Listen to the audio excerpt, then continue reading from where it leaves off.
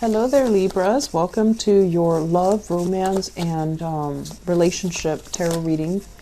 So, first of all, I feel like, you're in a relationship. If you're living with a person, if you're living with like somebody that you're in a relationship with, there's a lot of love. They really care about you. They really, really love you. And so it's not so much about, how your partner feels. It's more about, are you ready? Are you ready for the love that they have to give? Can you offer them the same type of love and devotion? Because it's a two-way street.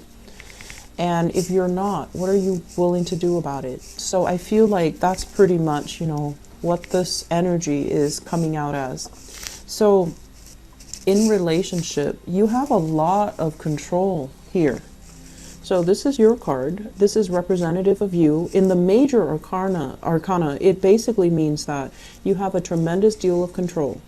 If you choose to engage in conflict, or if you choose to be like, oh, I don't know if this person's right for me, and nitpick, because sometimes you can do that to make things a little bit more exciting. Nitpick, or, behave in a way where you kind of throw, like, it's like pretend jealousy, drama, throw it into the relationship to make things a little bit more exciting. You can do that, but then it's going to corrode the foundation of the relationship. Or you can choose to, at the same time, accept the partner for what they are, overlook some of these flaws. I feel like that's up to you as well. So you have a lot of control here. You have a lot of sway on how you want to move the relationship along, on what you plan to do.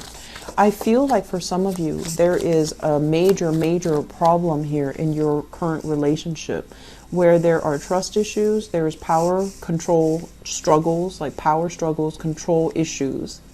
One person is not able to succumb to the other. And I also feel trust issues that have recently crept into the picture.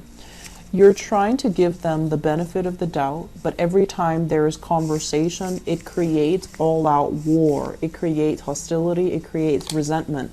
And so you're trying to, on the one hand, get to the bottom of this, but on the other hand, I feel almost like there are lingering trust issues here that you're not able to overlook, and you're not going to be getting back to this person, or you're not going to be, able to sweep things under the rug anymore.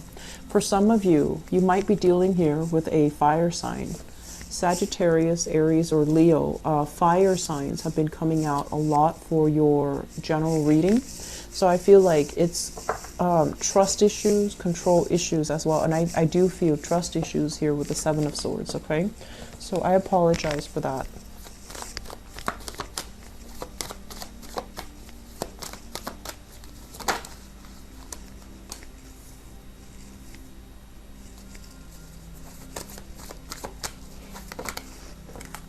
Okay, so here's this fantasy once again.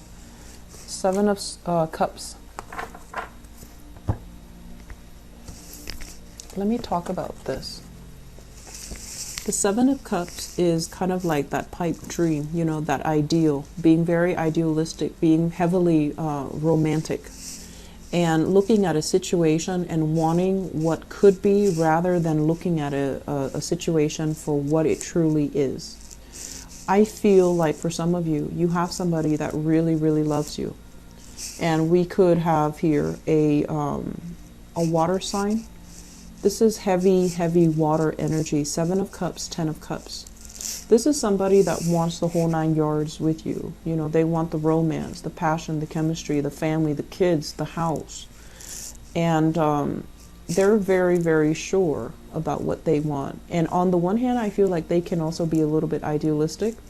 But water signs are heavily romantic by nature. So they're always going to be idealistic, whereas you're an air sign. So I feel like this might be, in a way, kind of like your energy, where yes, you do want this. Eventually, you do want this because it's secure, it's warm, it's nice. Everyone wants this. But I feel like you're at a point in your life where you still want to explore life. You still want options. You still don't, you might not want to be bogged down with family, children, house, mortgage, like this. Because although this is great, you have other options that are on the table. And you feel like if I, choose this, all of these options are going to be taken away from me. Am I ready for it? So there's a lot of fears of commitment here. There's also fears about, am I making the right choice? There's also fears about, this is what everybody wants. So if I have this, then I would have the one thing that everybody wants. But is it right for me? So I do see fears and reassessment. Reassessing what's really important to you on an individual level. Is this something that society expects of you, family expects of you, or do you want something else for yourself? So there's a lot of questions here. There's a lot of illusions. And there's also this promise from possibly a love relationship partner of the whole 9 yards, the stability. And I feel like once you have that stability, yes, it can be everything that you've wanted. Yes, it can bring you a lot of professional,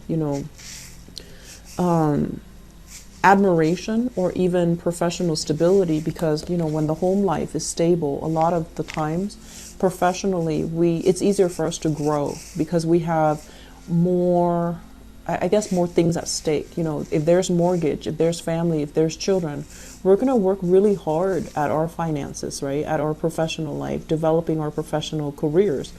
And so I feel like, yes, it's going to help you stabilize yourself. It's going to bring about that sense of urgency and responsibility. But if you're not ready, no matter when these things come in, no matter how they come in, if you're not ready, you're not going to build on it. And it's going to, while it's wonderful and great, and it can be very emotionally nurturing, it can be very financially stabilizing. If you're not ready for it, you're not going to build on it. And you're going to let a very good opportunity kind of like waste away because you're still wondering about alternatives. You're still wondering. But on the other hand, I have all of these options that are available. So, Libras, you have a lot of great things here, and I feel like you are in a really good relationship with another person, but you're still kind of like admiring greener pastures. You're not ready to put in the work. And, I feel like deep down, as the scale of the zodiac, you are very sensitive to imbalances when they affect you. But you also need to kind of like think on the other side. Is it fair for the other person to wait around? Is it fair if I'm not able to give them 100% because I'm still scoping out other territories? So I feel like the problem with air signs in general is they're able to love, but they like to weigh out the pros and cons when they make a love decision. And I feel like that's what's happening here. On the one hand, you want this. And then on the other hand, it's like, what else is out there? And if you keep second guessing, I feel like the opportunities will slip you by. So you have a loving relationship partner, but it seems as if you're not 100% committed. That's what it feels like to me.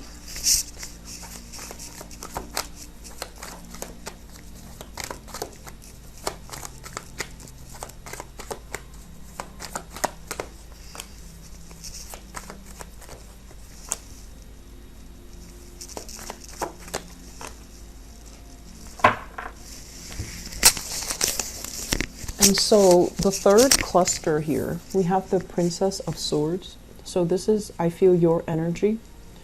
This is a card mainly about like somebody who's not overly emotional, and they're not overly like a sentimental person. Okay, so I feel like for some of you, it might be difficult for you to make emotional connections with another person, where you're kind of like barking up the wrong tree, going after people that are not right for you. Or I feel like, there might have been some complaints about relationship partners, exes, people that you've dated, and where they say like you're emotionally kind of not there. So there's an element here about needing to kind of reinvent ourselves, needing to really think about how to open up with the Death card. The Death card deals with transformation. So it's kind of like revisiting. How do we communicate? Are we warm and fuzzy and approachable? Or are we like so wrapped up in our head that we like to prove to other people how smart we are? We like to prove to other people all the things that we know. And then at the end of the day, a date turns into something very platonic. So something that has a lot of potential just kind of becomes, forever in that platonic or the friend zone. So I feel like many of you're at a point right now where you're trying to figure out, how do other people see me? Am I approachable? Am I earnest? Am I easy to talk to? Or do I just live so much in my head that I kind of drive people away? So for those who are single, you're doing some major reassessment. And I also feel as well with the World card, it's kind of like interacting with a lot of different people and people that are very, very different from you. And so through the interaction, people who might be culturally, ethnically, linguistically different from you, in the process of interacting with them, you're going to fill in all these knowledge gaps about yourself. You're going to learn more about how people behave. You're going to also learn more about how to be a lot more approachable, how to let your guard down, how to, come across as someone who's worldly and just good to be around, I feel, because this is not an overly warm, affectionate, approachable type of a person. This is somebody who's like, kind of like a know-it-all. So I feel like there's this energy here. Yes, you're very, very smart, and you're the least scattered of all the air signs. But this energy here can make it seem like it's very, the interaction with you is very platonic. It's great, it's fun, but it's skirting the surface. It doesn't really have depth. And so this is the month where we start to create layers and depths in our conversation with others, in our interaction with others, in order for us to be seen as someone who has depth, who is approachable, who's likable, and who has a lot to offer. I mentioned I believe, the Gemini people. This is a person, male or female, with a World card that is very, very highly sought after. They're, they embody a lot of depth. They embody a lot of charisma, a lot of charm, a lot of beauty. But I feel like it's not just physical beauty. The beauty shines from within. So I feel like you might be coming across somebody like this that you really, really, really admire. It could be somebody of the same gender, the same sex, where you wish like you could be this person. Or you are encountering this person in your dating environment, and you're trying to, emulate or even, try to figure out, why is this person so fascinating? I feel for some of you, it could be here, one of the later signs. So, possibly even a Scorpio. So I have Leo, Taurus, Scorpio, possibly a fixed sign as well. So Leo, Taurus, Scorpio, possibly Aquarius. So the fixed sign, somebody who is strong in their beliefs, who's very opinionated. And it's somebody who has a lot of depth, who understands themselves on a very deep level. Fixed signs know who they are. And so I feel like you're encountering somebody like that, that has this energy that really draws you. Okay, so if you're single and out there looking, Leo, Taurus, Aquarius, Scorpio, the fixed signs. So let me see in terms of spiritual advice for you guys for the month of November. Okay. So I'm going to, 4 cards. So let's talk about this here. We have the Four of Wands. And the Four of Wands is a situation where a relationship or a marriage has kind of broken down. And I usually think about this as like, somebody with children, like there's children in the mix, because we have here the parents. We have the Queen of Wands and the King of Wands. Okay, so you might be dealing with another fire sign, someone who's really, really strong. Their energy is kind of combative. They're intimidating. You might still be very, very attracted to them. And so you might be dealing with this person where you are going through the legal, steps with them, like the separation, the legal extraction process. Or some of you are involved with somebody who is in the midst of a divorce, in the midst of a separation, in the midst of, some failed relationship. And we have as well the third party. Three of Cups basically indicates third party interfering in a relationship. So I feel like some of you might be dabbling in this, or might be caught in the middle of this. And I feel like the couple, if you're caught in the middle, I feel like the couple are still together. So you might be misled, okay, into thinking that they're completely done, or the marriage is dissolved. I feel like the marriage is on the rocks, but they're still very much, committed to one another. So I don't feel this is going to disband anytime soon. And I feel like the realization that you might be the third party comes in for this month. So Libras, please, please be very, very careful. Okay, there are a lot of energies here that indicate to me truths coming to light, things kind of spilling out. So just, take care of yourself accordingly, okay? I'm going to leave it at that. I don't want to dwell on this further, and I'll be back for your December reading. I'll try to do it around Thanksgiving. That way I have a little bit of free time and I can get all of them out for you guys on time, because I don't want to be late for your reading, especially because, your birthday just passed recently. So take care of yourself. I'll talk to you guys soon, and best of luck with everything, okay? Bye-bye.